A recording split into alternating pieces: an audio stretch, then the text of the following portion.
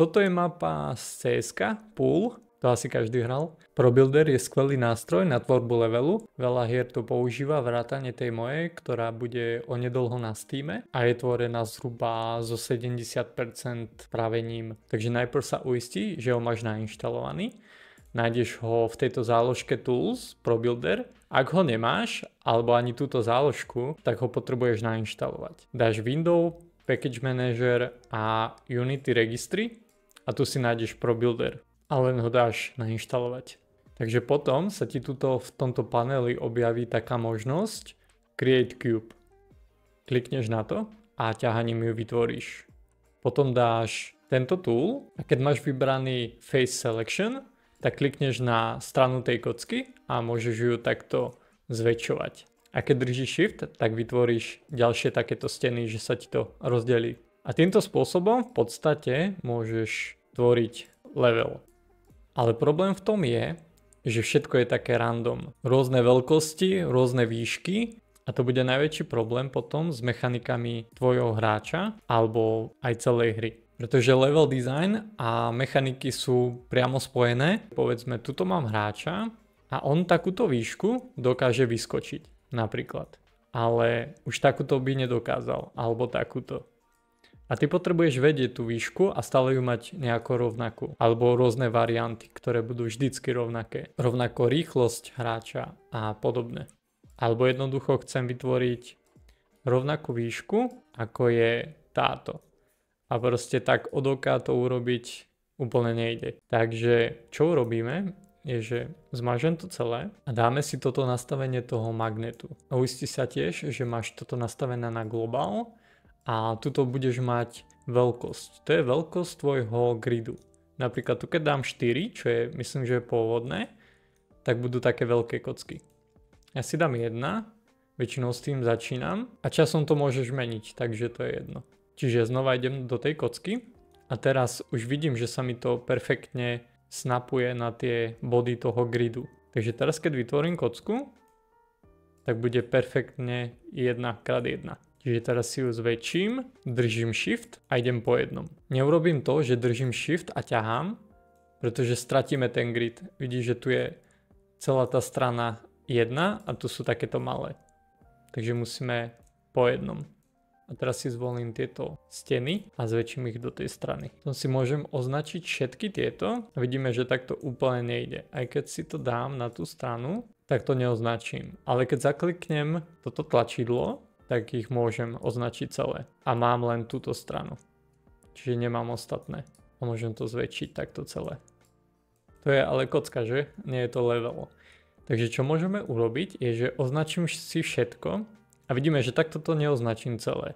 Čiže čo ja musím urobiť je stlačiť tento Hidden Element Selection a teraz to označím úplne celé. A idem pravým tlačidlom a dám si Flip Face Normals. A teraz čo sa stalo, že my máme tie steny vo vnútri a nie zvonku. Čiže tuto keby dám hráča a dám play, tak sme vo vnútri tej kocky. A to už vyzerá ako nejaký interiér, že? A my to môžeme zväčšovať. Čiže znova si zvolím tú kocku a povedzme vezmem tieto steny a môžem ich takto zväčšiť. Zase po jednom. Držím Shift. A už máme nejakú chodbu povedzme. Chcem ísť do tej strany, tak zvolím tieto a idem takto. Týmto štýlom dokážeš vytvoriť level. Povedzme ako teraz v interiéri. A v reále, keď máš svoj level navrhnutý, ja tu mám taký náčrt, takže to je vždycky fajn mať. Môžeš to aplikovať na to. Toto je mapa z CSK, Pool, to asi každý hral. Čo ja urobím, je, že vrátim si to do pôvodného stavu, necháme si takúto kocku a dám si tú referenciu. Vždycky je fajn mať nejaký návrh toho levelu, pretože ti to ušetrí veľa času. Inak ak by si ho nemal, tak by si veľa manipuloval s tými stenami, musel by si ich mazať alebo presúvať a tak to už v podstate vieš, že ako to vytvoriť. Čiže tieto šrafované čiary som si zaznačil ako nejaký interiér. Tieto X je, že tam sú steny, tam nie je nič, tam sa hráč nemôže dostať a toto B to je ten pool, tie bazény. Táto prázdna oblasť je vono. Čiže čo ja teraz urobím je, že označím si tú kocku, všetky tie strany tej kocky a zväčším to úplne na celú tú mapu. Ak chcem označiť všetky tie steny naraz, tak môžem ísť do toho ortografického módu a dám si pohľad zhora. Takto ich označím všetky.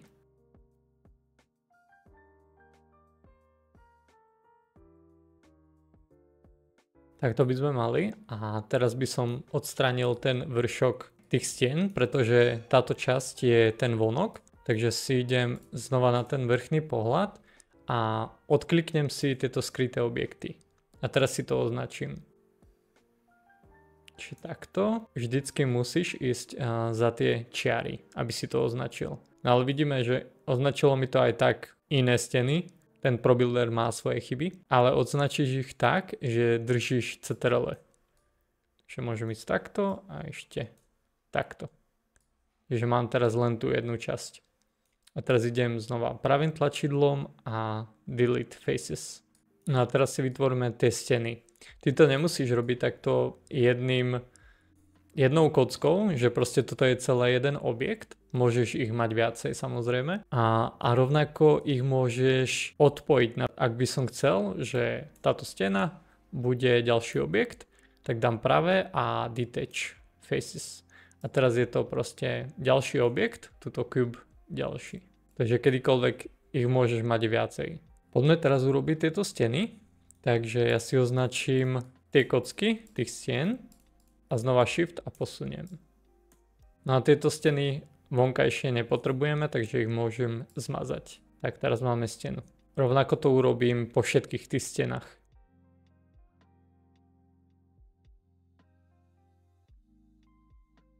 A tu keď vieme, že toto je vlastne identické, tak to môžeme duplikovať. Toto si označím tak, že vezmem to po dĺžke a dám pravé ProBuilder Select a Select Face Ring. To mi označí celý ten objekt. Teraz znova pravé a Duplicate Faces. Čiže teraz mám ďalší objekt, síce sa nám posunul, ale je presne rovnaký. Čiže teraz ho môžem dať do výšky. A vidíme, že teraz to nie je tak, ako by som chcel, že je to vo vzduchu. Čo môžem urobiť je, že si to odznačím a idem na to znova a držím Včko a takto môžem pohybovať s týmto pivotom. Takže ja si ho dám na tento roh napríklad a dám ho presne na tú časť, kde potrebujem. Že myslím, že takto, to by to malo byť správne. OK, teraz si môžeme spraviť ešte tieto bazény, čiže idem znova do toho ortografického módu a si to označím celé. A posuniem ho o jedno dole a rovnako aj tento malý bazén. Tuto tieto steny sú trošku menšie, tak som si ich označil sivou farbou. Čiže ja si to znova označím a dvihnem ich. Tak, level mám hotový. Už to vyzerá ako tá mapa skoro. Ešte by sme mohli dvihnúť tieto steny hore, takže to urobíme. A mne teraz vypadlo, ako by som to mohol označiť úplne celé do kruhu. Neviem, či to vôbec ide, ale mám pocit, že áno. Takže ja si to teraz označím po jednom. Ak by niekto vedel, tak môžete napísať do komentáru. Táto časť mi ostala, pretože to je iný objekt. Tam to musím robiť separátne. A dajme tomu, že nejako takto.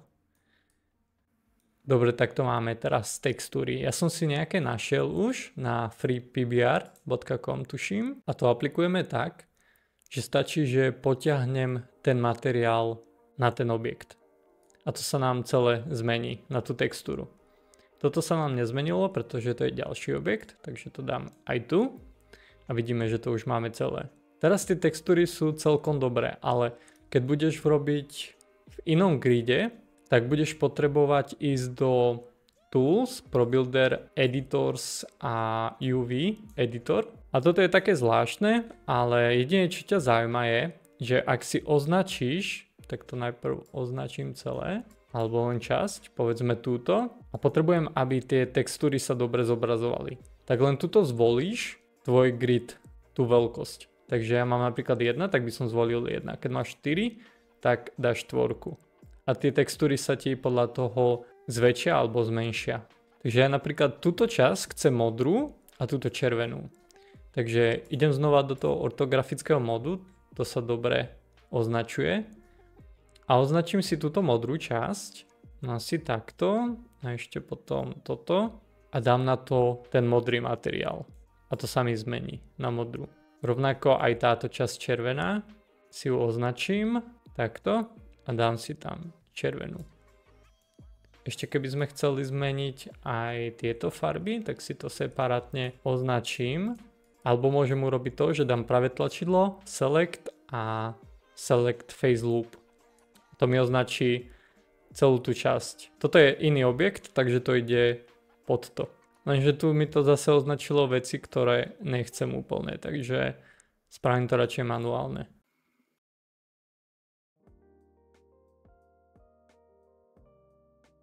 Ešte tu môžeme pridať tie bazény. Takže ideš len pravé tlačidlo, Water Surface a dáš Pool. Si ho nejak zvýšim, pozrieme sa, že kde on je, tuto. A dáme si ho sem. Tento magnet si môžem teraz vypnúť a zmenším si to na 4, to by mohlo byť fajn, dám si to nižšie. Ešte tie vlny sú veľké, takže si ju môžeme zmenšiť, povedzme 1,5 a dáme si to svetlejšie farby. Môžeme ešte jedno urobiť a dáme si to sem na tento menší bazén. Tak a máme to, už mi to celkom pripomína tú mapu. Nie je to úplne presné, ani som sa nesnažil o to, ale vidíme napríklad, že tie textúry nie sú ideálne. To dokážeme zmeniť napríklad cez ten UV editor. Ja si ho dám takto nabok a keby som si označil tie časti, ktoré chcem zmeniť, tú textúru, tak si ju môžem takto týmto offsetom posunúť napríklad. 0,18 je to celkom dobre. Takže takto sa môžeš pohrať úplne so všetkým, aby ti to dobre sedelo, keď budeš meniť tieto offsety. Rovnako to môžeš robiť aj na daných materiáloch, napríklad tuto ja už mám nejaké offsety, čiže ak zmeníš tie, tak rovnako sa ti zmení to v hre. Napríklad keď tu dám scale 1.1, tak budú úplne takéto maličké a offset taktiež posuniem. Takže meníš offset tuto, aj scale a rovnako aj tuto. A takto sa môžeš vyhrať s celým tvojim levelom. Preto je aj fajn, keď si urobíš viacej týchto objektov a potom ich dokážeš rýchlejšie označiť a upravovať tie textúry. Tak a je to. Verím, že ti tento návod mohol pomôcť vytvoriť svoj level rýchlejšie a hlavne presne, aby si mal rovnaké veľkosti. Ak sa ti video páčilo a pomohlo ti, budem rád za ten like a ak nemáš odber, tak ho tam daj. Dosť to kanálu pomôže, aby rástol. Takže čau.